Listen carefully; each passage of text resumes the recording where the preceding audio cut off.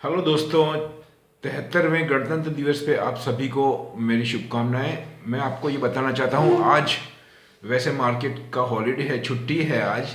आज मार्केट 73वें गणतंत्र के उपलक्ष्य में बंद रखा गया है, लेकिन पिछले कुछ टाइम से हमारा मार्केट काफ़ी ख़राब रहा है, ये आपने देखा ही है। अब मैं मार्केट का तो ऑलवेज बात करता हूँ, लेकिन कुछ ऐसी बातें अभी मैं आपके साथ में शेयर करना चाहता हूँ जो हमको कल के लिए तो काम आएगी और हमेशा मार्केट में जो इन्वॉल्व है उनको बहुत ज़्यादा सपोर्ट करेगी, बहुत ज़्यादा उनको काम आएगी मार्केट के अंदर।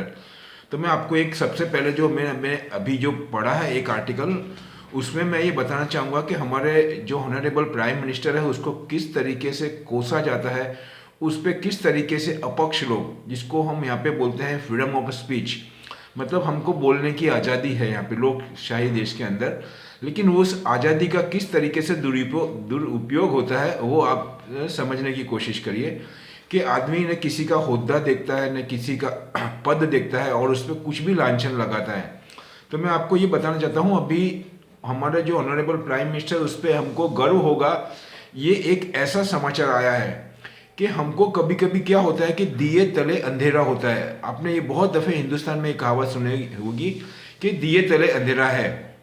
हमको हमारे ही देश के जो इतने हुनर और जितने होनहार प्रधानमंत्री हैं उनके बारे में हमको तब मालूम पड़ता है जब कोई विदेश का सुपर पावर उसके बारे में कुछ अच्छी बात बोलता है।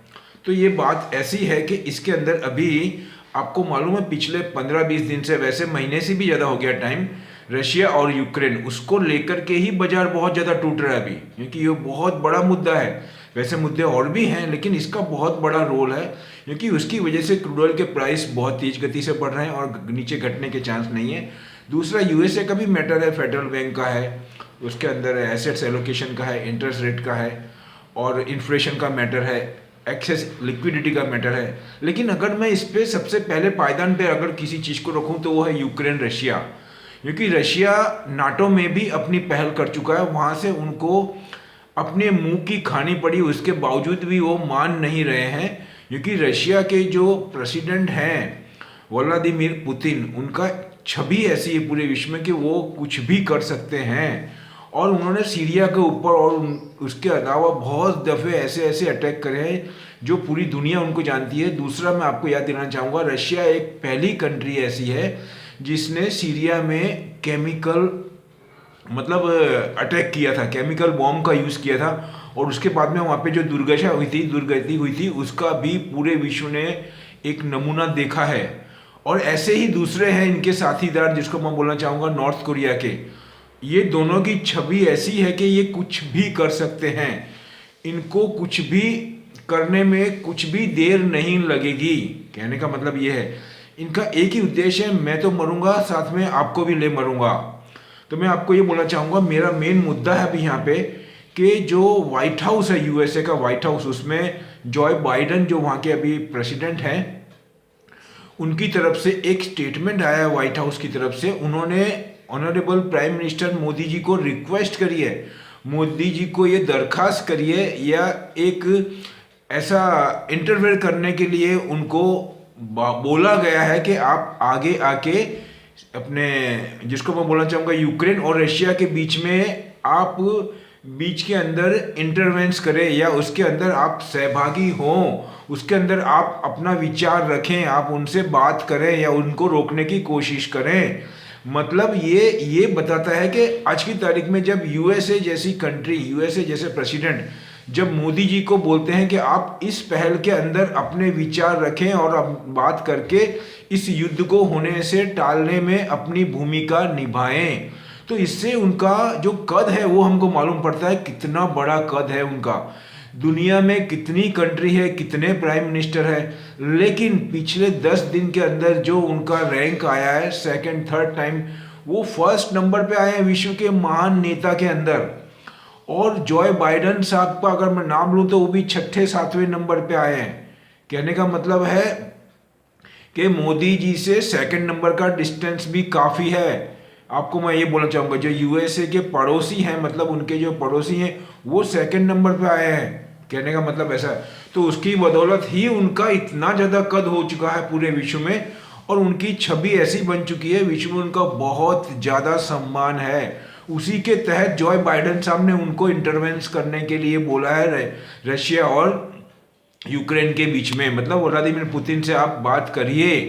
तो ये बातों से हमको ये मिलता है कि ये इकोनॉमी हमारी, इसका इफेक्ट क्या आएगा। और मेरे को इतना विश्वास है, मुझे अपना पर्सनल इतना विश्वास है, अगर मोदी जी इसमें इंटरवेंस करते हैं तो उसका परिणाम भी पॉजिटिव ही आएगा, उसका परिणाम भी लाभदायी ही होगा। उनमें इतनी क्षमता है कि वो व्लादिमीर पुतिन को समझा सके, क्योंकि बात करने का तरीका एकदम अलग होता है और मोदी जी में वो काबिलियत है कि वो व्लादिमीर पुतिन को समझा लेंगे और इसका कोई बीच का रास्ता निकालेंगे। बराबर है। तो ये पूरे विश्व के मार्केट के लिए और क्रूड ऑयल के लिए और बहुत सी क्षेत्र के लिए बहुत ही सोने पे सुहागा जैसी बात होगी, और रशिया के लिए और यूक्रेन के लिए तो होगी ही। अब मैं आता हूँ आज की जो मेन पॉइंट है जो मैंने पढ़े हैं, जो हमको मार्केट में कल बहुत ज़्यादा काम आ सकते हैं और आने वाले टाइम में भी। तो सबसे पहले मैं ये बोलना चाहूँगा, आज हमारे यहाँ का एक आर्टिकल आया, उसमें ये बोला गया है कि हमारा जो कंजम्पशन है वो 10% से ज़्यादा का नीचे गिरा है। ये बहुत ही चिंता का विषय है कि अगर कंज्यूमर आइटम जो कि रूरल के अंदर बोला गया है, रूरल के अंदर अगर कंज्यूमर आइटम के अंदर डिमांड 10% अगर कम होती है तो वो हमारी इनकम को कम होने का एक इशारा कर रहा है। और दूसरा मैं बोलना चाहूँगा, कोविड की वजह से, पिछले डेल्टा वेरिएंट की वजह से और पिछले 1.5-2 साल होने आए हैं, लोगों के जॉब चले गए हैं, लोगों की जॉब है उनकी सैलरी आधी हो गई है, बहुत के जॉब ही नहीं है। और ऐसे माहौल के अंदर जो बिजनेस है छोटे मोटे वो भी बहुत ही संघर्ष का सामना कर रहे हैं। ऐसे माहौल के अंदर लोगों की इनकम कम हो गई है, उसका ही ये जीता जागता सिग्नल हमको मिल रहा है कि रूरल एरिया के अंदर जो डे टू डे, मतलब रोज बरोज की जो चीज़ें होती है उसमें 10% से ज़्यादा की कमी आई है। अब उसमें आपको दाल, रोटी, साग, सब्जी, साबुन और जो भी नमक, ये सभी जीवन जरूरियात की चीज़ें हैं, सब्जी हो गई, छोटे मोटे कपड़े हो गए, जो जीवन जरूरियात है, उसमें मैं आपको बहुत ही ब्रांडेड आइटम की बात नहीं करूँगा। रूरल एरिया में एक कॉमन आदमी की जो ज़रूरत होती है उसके अंदर आप बोलेंगे तो बहुत ज़्यादा कमी आई है, और ये बहुत ही ख़राब निशानी है हमारी इकोनॉमी को लेके। और दूसरी तरफ अगर मैं आपको एग्जांपल दूं चाइना का, तो चाइना में 12.5% रूरल के अंदर और अर्बन के अंदर यही कंज्यूमर आइटम उसके अंदर ग्रोथ आया है, और उसके अंदर और ज़्यादा ग्रोथ की बात कर रहे हैं। तो इसमें सबसे ज़्यादा मेन क्या है कि जो इंडिविजुअल आदमी है, जब तक वो एक्सपेंडिचर नहीं करेगा, एक्सपेंडिचर करने के लिए उसके पास में इनकम चाहिए। अब इनकम नहीं होगी तो एक्सपेंडिचर नहीं होगा, और एक्सपेंडिचर नहीं होगा तो आपकी इकोनॉमी की साइकिल रोटेट नहीं होगी, वो चलेगी नहीं, तेज गति से दौड़ेगी नहीं। तो यहाँ पे मैं इतना ही मान सकता हूँ कि ऐसे माहौल को गवर्नमेंट भी बहुत भली भांति समझ रही है, देख रही है, और वो भी इसका निरीक्षण कर रही। तो आने वाले बजट में मैं ऐसा मान के चलता हूँ, आने वाले बजट के अंदर जो कि 1 तारीख को ही है, अब ज़्यादा दिन नहीं रहे हैं यहाँ पे, तो उसके अंदर गवर्नमेंट ऐसी कोई स्कीम लेकर के आ सकती है, ऐसी कोई योजना लेके आ सकती है जिससे कि या तो गवर्नमेंट अपना कंजम्पशन बढ़ाए, या गवर्नमेंट लोगों को ऐसी कोई सुविधा दे जिससे कि उनका कंजम्पशन बढ़े और इकोनॉमी हमारी वापस से तेज गति से हो। लेकिन ऐसे माहौल के अंदर भी अभी हमारी इकोनॉमी के अंदर मैं बोलना चाहूँगा, अभी फिर भी कंपेयर टू अदर कंट्री हमारी इकोनॉमी फार बेटर है, अच्छी है, अगर हम इसको इस स्तर पे भी रोक के रखें। क्योंकि मैं आपको बताना चाहूँगा कि आरबीआई ने हमारी जो जीडीपी है, ग्रॉस डोमेस्टिक प्रोडक्ट, वो लगभग 9% की दी हुई है। और अगर मैं अब्रॉड की, यूएसए की जो बड़े बड़े फंड है या जो रिसर्चर है, उन्होंने 8.5 का टारगेट दिया हुआ है।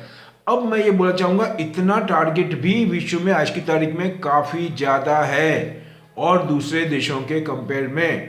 तो मैं आपको यही बोलना चाहता हूँ कि बहुत पॉजिटिव साइन है हमारा ये। इसके अंदर हमको तेजी लाने के लिए गवर्नमेंट पूरा सहयोग करेगी, ऐसा मान के चल रहा हूँ, और वो हमको दिखेगा इसके अंदर और बजट में। और कल अगर आपने देखा होगा तो हमारी फाइनेंस मिनिस्टर है मिस निर्मला सीतारमण, उन्होंने कम से कम 20 से 25 आइटम को पीएलआई स्कीम के अंदर और ऐड किया है, और उसमें 15,000 20,000 से भी ज़्यादा करोड़ का सहायता देने की बात करी। उसमें टेलीकॉम आ गया, ऑटोमोबाइल्स पार्ट्स आ गए, फिर एविएशन आ गया, डिफेंस आ गया, और भी बहुत से क्षेत्र, इलेक्ट्रॉनिक के क्षेत्र हैं। ये सभी क्षेत्र के अंदर गवर्नमेंट ने, यही इसका एक सिग्नल है कि गवर्नमेंट भी अपनी पूरी जवाबदारी को देखते हुए इन्होंने पीएलआई स्कीम के अंदर और भी ज़्यादा क्षेत्रों को शामिल किया है, जिससे कि इकोनॉमी को रिवाइव हो सके। तो अभी मैं इसके अलावा और भी कुछ पॉइंट है मैं आपके साथ में साझा करना चाहता हूँ जो हमको काम आ सकते हैं। तो मैंने जो नोट किया है मैं बोलूँगा, south Korea GDP growth at 11 years high, मतलब ऐसे माहौल के अंदर भी साउथ कोरिया की जो इकोनॉमी है वो 11 साल के हाई के ऊपर चल रही है। सोचिए उन्होंने कितना अच्छा प्लानिंग किया होगा। इन 2021 के अंदर as export boom in construction, उनका एक्सपोर्ट बढ़ा है और कंस्ट्रक्शन में बूम आई है। उसके बाद में ऑस्ट्रेलिया के अंदर इन्फ्लेशन सर्ज हुआ है, इन्फ्लेशन बढ़ा है जो कि यूएसए में भी है। उसके बाद में जापान के अंदर inflation driven by energy commodity cost, says PM Kishida. वहाँ पे भी जो जापान में भी है वो इन्फ्लेशन बढ़ा है एनर्जी को लेकर के। और पूरे यूरोप में तो आपको मालूम ही है ड्यू टू कोल्ड वेव की वजह से और स्नोफॉल की वजह से वहाँ पे कंजम्पशन बढ़ गया है और उसकी वजह से वहाँ पे गैस की डिमांड बहुत ज़्यादा हो गई है। और उसके बाद में IBM market strong due to crowd revenue boom. अब जो आईबीएम है विश्व की सबसे बड़ी जो आईटी कंपनी है उसके अंदर आपको बोलूँगा उनकी जो इकोनॉमी बहुत ज़्यादा क्या बोलते हैं उसको, मार्केट उनका बहुत स्ट्रांग हो गया है, उनकी रेवेन्यू बढ़ी है, वो क्लाउड रेवेन्यू की ग्रोथ की वजह से बढ़ी है। अब मैं आपको ये बात बताना चाहता हूँ कि ऐसे माहौल के अंदर लास्ट में कंक्लूजन ये निकल रहा है कि कल के मार्केट के अंदर, आज 26 तारीख है, कल 27 तारीख है, कल गुरुवार है, तो गुरुवार को मार्केट कैसा रह सकता है और आने वाले समय में भी बजट के पहले और बजट के बाद में।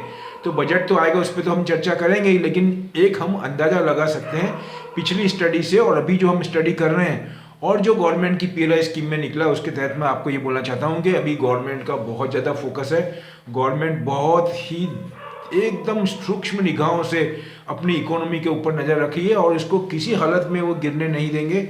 उसके तहत ही उन्होंने ये स्कीम के अंदर बहुत सारे जो क्षेत्र हैं उनको उन्होंने सम्मिलित किया है। उसको देखते हुए मैं आपको अभी जो कल के लिए वो सेक्टर बता देता हूँ और शेयर भी बताता हूँ। और अभी माहौल फिर भी मैंने आपको जैसे बताया कंज्यूमर के हिसाब से मैंने बोला कि कंज्यूमर प्रोडक्ट के अंदर जो डिमांड कम है उसकी वजह से हमारी इकोनॉमी अभी थोड़ी स्लो ही रहेगी। लेकिन ऐसे माहौल में भी जिनके पास में मुट्ठी भर लोगों के पास में पैसा होता है वही मार्केट को ड्रिवन करते हैं। तो ऐसे क्षेत्र में कौन कौन से क्षेत्र चल सकते हैं उस पर हम बहस करेंगे। उसके अंदर मैं सबसे बोलूँगा, पहले मुझे सबसे अच्छा लगता है टेलीकम्युनिकेशन, जो कि उसका एग्जांपल दूंगा। ये मैं पहले भी बताते हुए आया हूँ 10 15 20 दिन से, आप देखेंगे तो मैंने भारतीय एयरटेल को बहुत दफ़े दिया है क्योंकि 5G को लेकर के, तो 5G को लेकर के कल 20-25 रुपये बढ़ा हुआ है मार्केट। उस ऐसे माहौल में जब 600 700 800 पॉइंट मार्केट डाउन था तब भारतीय एयरटेल को 15-20-25 रुपये बढ़ाया हुआ था। फिर भी मैं आपको इसके अंदर ही बाय करने को बोलूँगा, लेकिन 5 से 6 महीने का ओरिजिनल रखना है आपको। उसके बाद में मैं सीमेंस बोलूँगा जो रेलवे से संबंधित है और भी बहुत सारे मैं बोलूँगा इस क्षेत्र के अंदर काम कर रही है। कंप्रेसर के अंदर है, उसके बाद में जनरेटर के अंदर है, डिजिटल के अंदर है और भी रेलवे के जितने सारे काम है उसके अंदर, सॉफ्टवेयर के अंदर भी है और इंडस्ट्री के अंदर इसका बहुत ज़्यादा मोनोपोली है। उसको देखते हुए बहुत ज़्यादा पॉजिटिव है। उसके बाद में एस्कॉर्ट जो ट्रैक्टर को लेकर के और रेलवे में सप्लाई करती है इंस्ट्रूमेंट और अपने अपने छोटे छोटे जो पार्ट्स आते हैं उसको लेकर के, उसमें बहुत बुलिशनेस है।